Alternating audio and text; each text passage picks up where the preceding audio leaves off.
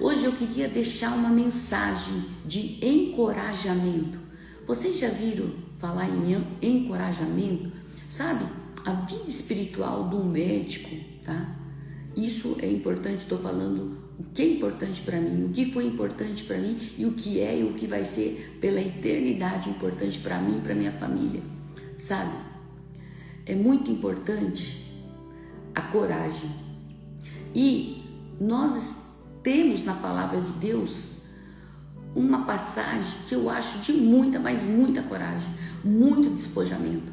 Eu vou falar sobre Elias, sabe, o profeta Elias. Você já viu falar em Elias? Por acaso Elias é o nome do meu pai. Meu pai chamava Elias. E eu me identifico muito e eu acho muito assim inspiradora essa passagem de Elias em Reis, capítulo 1 Reis, né? 1 Reis, capítulo 17, fala que Elias, ele disse ao rei Acabe que não ia chover por 3 anos. O rei Acabe ficou louco, gente, ficou assim, queria matar Elias, né? Elias teve que fugir. Mas por que Elias fez isso? Gente, o povo estava muito rebelde, o povo de Israel estava muito rebelde. Estava fazendo tudo que era mal um pelos outros, estava fazendo tudo que era o contrário, sabe? As coisas boas, o bem, sabe? E eles estavam muito corruptos, era muita corrupção, era muita coisa errada. E ele disse ao rei Acabe, né? Rei Acabe, não vai chover, tá? E o rei Acabe era casado com uma mulher chamada Jezabel, e ela era terrível, ela era muito ruim, sabe? Muito ruim, terrível para o povo, terrível. E aí o que aconteceu? Ele fugiu. E Deus chegou para ele e falou: você vai fugir lá para o outro lado do Jordão. Tá? Elias era de Gileade, uma localização chamada Gileade. Ele falou: você vai fugir do outro lado do Jordão. E lá você vai tomar água, tá? De umas torrentes que tem lá. E eu vou mandar um corvo te dar pão e carne de manhã e de noite. Gente, se você escutasse isso, se Deus chegasse para você e falar: você vai fugir desse lugar, porque Deus mandou lhe dar uma mensagem para Elias que não ia chover, gente. Imagina, o povo ia passar fome, tá? Era na região de Samaria. O povo ia passar fome, o povo ia passar muita dificuldade, gente, ia morrer muita gente. E ele avisa isso ao rei: olha, não vai chover por 3 anos, nem neblina, não vai cair nada nessa terra. Gente, Deus fala: você foge que o corvo vai te dar comida. Sabe, muitas vezes a gente tem que sair de algum lugar. Muitas vezes a gente está num lugar, numa zona de conforto, e Deus fala: saia que eu vou te sustentar. Sabe, Deus mandou o corvo sustentar ele. É uma coisa inacreditável que se Deus falasse: olha, Cris, você vai sair daí onde você está e você vai para um lugar que eu vou te mandar, e não se preocupe com a comida, que eu vou te mandar um corvo, vou te mandar uma águia, vou te mandar um passarinho te dar comida de manhã e de tarde.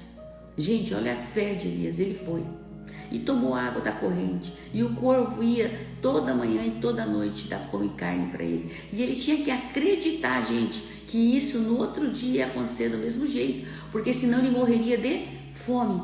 Será que a tua fé, será que a minha fé era tão grande? É tão grande que a gente acredita na palavra de Deus, assim como Deus fala: faça isso, faça aquilo. A gente é tão grudado nas coisas materiais, em casa, em coisas que a gente acha que é impossível que Deus possa fazer isso com a gente, que Deus possa nos sustentar no deserto, que Deus possa nos sustentar quando a gente não vê saída, quando o impossível nos aparece. Mas foi isso que Deus fez, e foi isso que Elias fez. Elias obedeceu a palavra de Deus e foi.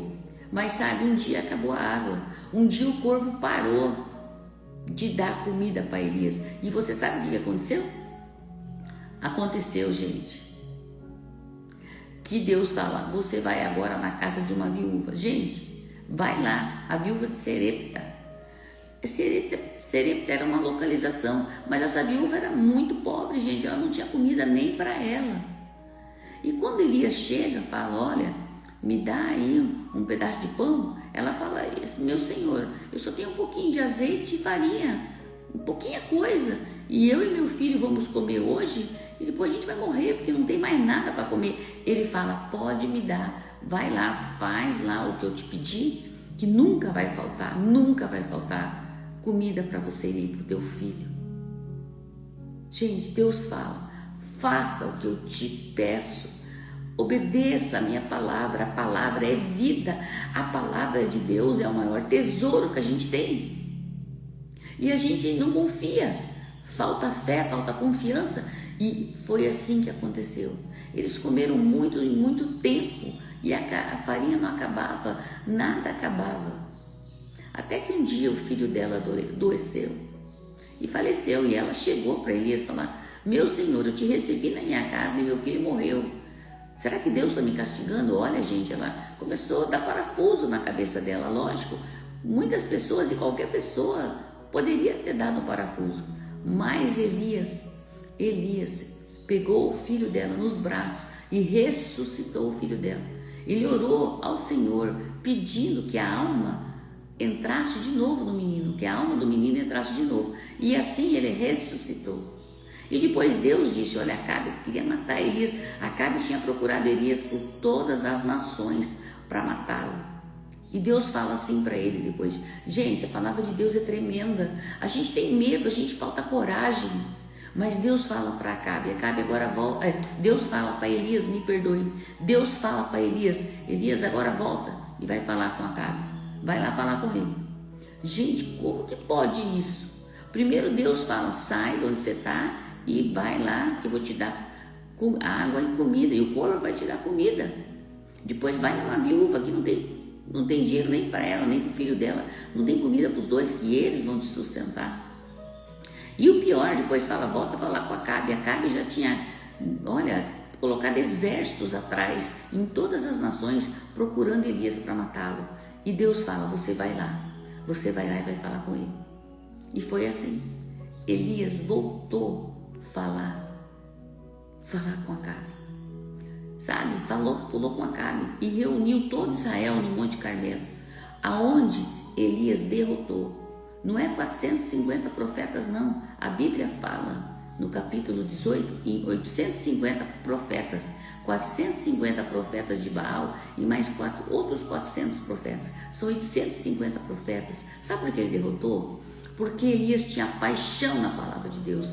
Elias realmente adorava o Senhor, confiava no Senhor. Porque às vezes os números são 850 contra 1, mas só que a paixão de Elias, a convicção de Elias e a fé de Elias era sobrenatural, era muito maior do que o número de 850 profetas. Elias, ele se dedicava a Deus com paixão e ele olhava para Deus, ele não olhava para os números, ele olhava para a grandeza de Deus. Eu pergunto para mim, quantas vezes, às vezes eu estou enfraquecida. Quantas vezes você está enfraquecido? Porque a gente às vezes deixa de olhar para a grandeza de Deus e olha para a circunstância que a gente está passando. A gente olha para a circunstância, Senhor, é impossível. Mas Deus diz, tudo é possível, tudo é possível. Crê em mim, creia na minha palavra. Haja com fé. Minha filha, meu filho, eu estou com você, eu não vou deixar você passar necessidade, eu não vou deixar ninguém matar você, eu não vou deixar ninguém encostar a mão de você, porque você é meu amado, você é a pessoa que obedece a minha palavra.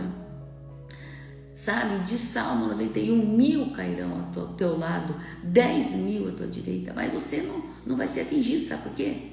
Porque a meu anjo darei ordens para que te guarde em todos os seus caminhos. Acredite nessa palavra, obedeça a palavra de Deus. O mundo fala não, o mundo fala tantas coisas que não tem nada a ver com a palavra de Deus, e a gente vai esquecendo a palavra, vai esquecendo a grandeza de Deus e o que Ele pode fazer por nós, por nossa família, sabe? Que Ele pode transformar vidas, e Deus continua fazendo milagres, gente. Ele faz milagre. A gente que não confia mais, a gente que está com pouca fé. Mas Elias, gente, Elias não morreu, sabe? Elias subiu numa carruagem de fogo. Sabe por que ele não morreu? Porque Jezebel disse que ele ia morrer. Ele ia morrer em 48 horas. Mas a palavra das pessoas, a palavra do mundo não tem valor nenhum. O que vale é a palavra de Deus. E Deus fala, Elias não vai morrer. E Elias não morreu, passou dias, passou anos e Elias não morreu. Elias subiu numa carruagem de fogo ao céu.